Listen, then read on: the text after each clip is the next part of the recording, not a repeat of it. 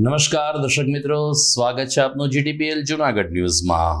ભારત દેશના રાજકીય કારકિર્દી ઉપર દ્રષ્ટિ કરીએ તો આજનો દિવસ કાળો દિવસ તરીકે ઓળખાય છે, કારણ કે 25મી જૂન 1975ને દિવસે સદગત પ્રધાનમંત્રી ઇન્દિરા ગાંધીએ દેશમાં કટોકટી લાદી હતી અને ભારતનું અર્થતંત્ર ડગમગું થઈ ગયું હતું। એક વૈશ્વિક નેતાની છાપ અને મહિલા સશક્તિકરણનું ઉત્તમ ઉદાહરણ પૂરું પાડનાર ઇન્દિરા ગાંધીએ જ્યારે કટોકટી લાદી હતી, જેના સમગ્ર વિશ્વમાં ઉગ્ર પડઘાને ઘેરા પડઘા પડ્યા હતા, અને આજનો દિવસ એ 25મી જૂન છે, જેને ભારતીય રાજકારણ કાળો દિવસ તરીકે ઓળખે છે।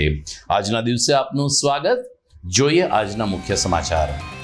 આઝાદ ભારતના ઇતિહાસમાં પહેલીવાર લોકસભા સ્પીકર પદની આવતીકાલે ચૂંટણી થશે।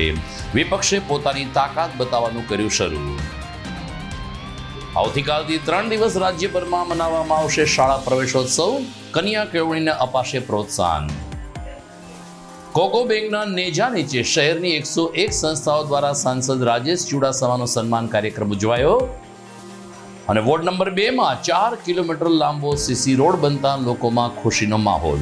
લાંબા સમય પછી રસ્તો બન્યો હોવાનું જણાવતા સ્થાનિકો। આ તમામ સમાચાર આપણે વિગતવાર જોઈએ તે પહેલા લઈએ એક બ્રેક।